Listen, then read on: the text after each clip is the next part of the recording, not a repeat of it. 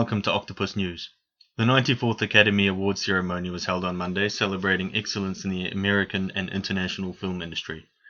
The ceremony received extra publicity this year after actor Will Smith went on stage and slapped fellow actor Chris Rock after he made a joke about Will's wife, Jada Pinkett Smith, saying that he was looking forward to G.I. Jane 2, a reference to the title character in G.I. Jane having a shaved head and both of them being in good shape physically. Fellow actor Jim Carrey said in an interview on Tuesday that he was sickened by the standing ovation Will Smith received, calling Hollywood spineless en masse and also saying that it was a clear indication that, quote, "we aren't the cool club anymore." Chris Rock chose not to press charges after the ceremony. I was sickened. I was sickened by the standing ovation. I felt like Hollywood is just spineless, en masse. And it really felt like, oh, this is a really clear indication that we're not the cool club anymore. Jim Carrey weighing in on Will Smith's Oscar controversy during a new interview with Gayle King for CBS Mornings. They asked Chris, do you want to file charges? And Chris apparently said no, he did not. He doesn't want the hassle. I'd announced this morning that I was suing Will for $200 million because that video is going to be there forever. It's going to be ubiquitous.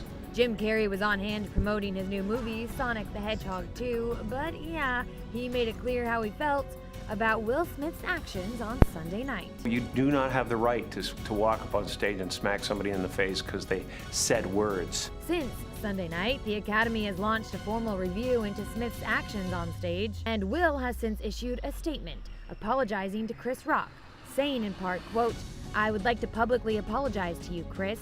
I was out of line and I was wrong.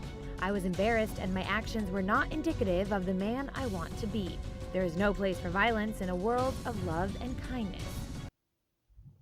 A male contraceptive pill has been shown to test 99% effective at preventing pregnancies in a trial conducted on mice.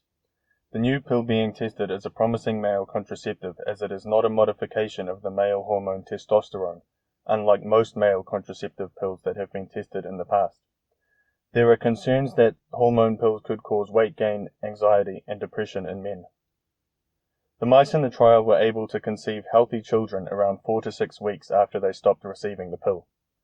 The team developing the pill hopes to begin human trials in the second half of this year.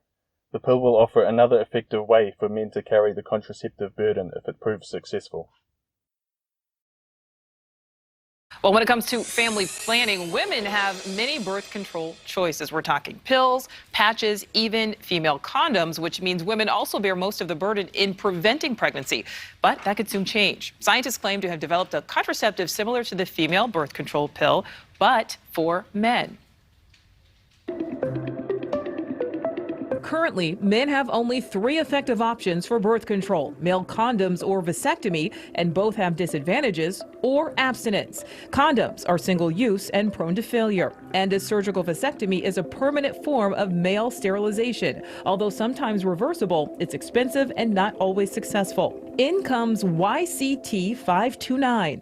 The scientific name for a non-hormonal contraceptive for men, developed at the University of Minnesota. It prevents pregnancy in mice with no noticeable side effects. Here's how it works. The mice are dosed with the chemical treatment for 4 weeks. During that time, research shows the mice experience a sharp drop in sperm count and become sterile, and the results are substantial. We conducted a mating study.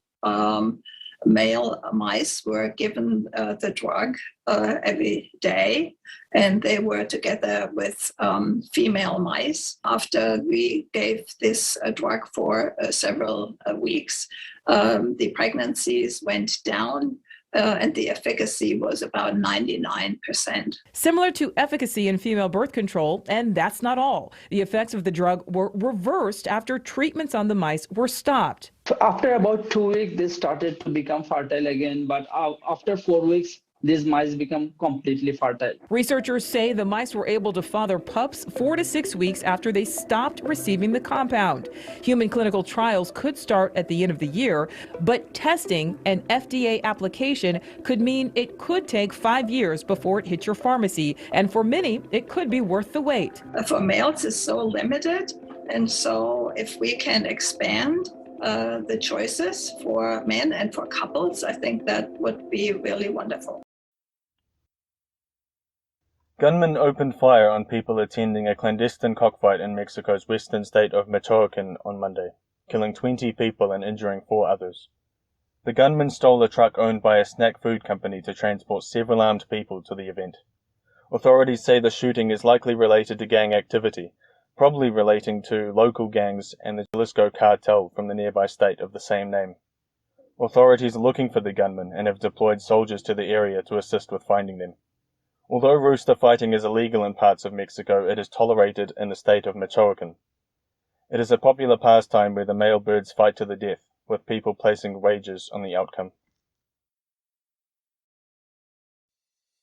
Mexico City, 20 people were killed when gunmen burst into a clandestine rooster fight in western Mexico, prosecutors in the western state of Michoacan said Monday.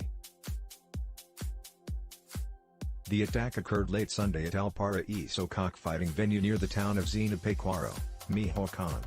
Authorities were alerted about the incident around 10:30 p.m. and pronounced 19 people, 16 men and 3 women, dead at the scene. Another person died on the way to the hospital, and a number of people were wounded in the attack. Michoacan has been the scene of a long-standing turf battle between local cartels and the Jalisco cartel, from the neighboring state of Jalisco. The fighting has included the use of bomb-dropping drones, landmines and homemade armored cars.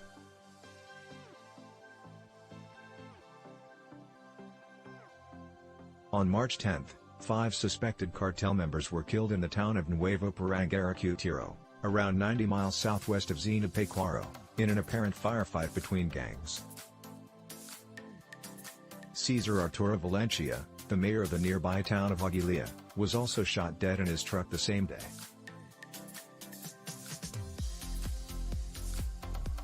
The state also made headlines in February when avocados from Mexico were temporarily suspended from being exported to the U.S. after a plant safety inspector in Michoacan received a threat on his phone. Cockfighting, while illegal in many areas, remains a popular pastime in parts of Mexico, though the fights between roosters are usually held clandestinely. Ceasefire talks between delegations from Russia and Ukraine have begun in Turkey. The meeting marks the first face-to-face contact between Russia and Ukraine in 3 weeks. The event started with what's known as a cold welcome between both parties, where neither side shakes hands and greetings are largely non-existent.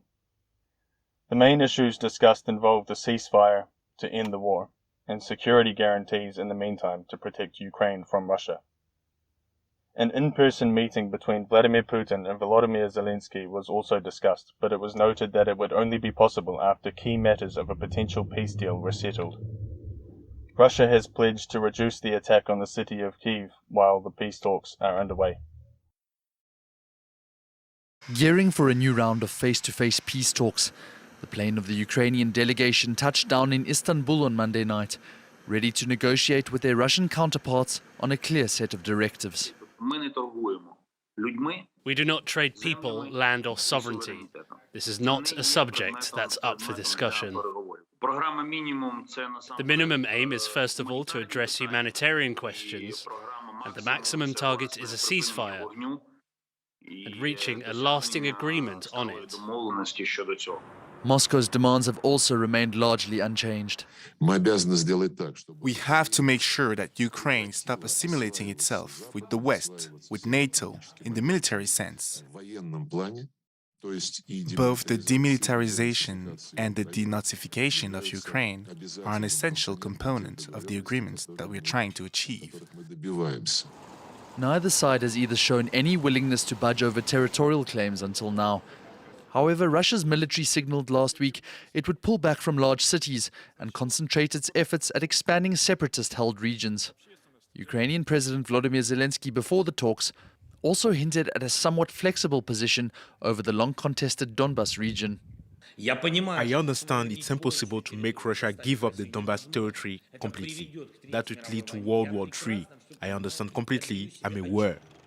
On the back of a stiff Ukrainian resistance and heavy Russian losses, there has been growing optimism that Moscow could be willing to compromise, with Ukraine's neutral status one of the topics up for discussion. But US officials poured cold water on the idea, saying Russian President Vladimir Putin has not given off the impression of wanting to end the war, with the Kremlin itself also dismissing any idea of direct talks between the two warring presidents. Just exchanging views on what Zelensky thinks and Putin thinks would be counterproductive now. Turkish President Tayyip Erdogan, who is set to meet both delegations ahead of the talks, however, insisted that communication with both leaders was progressing in a positive direction. Thank you for watching Octopus News.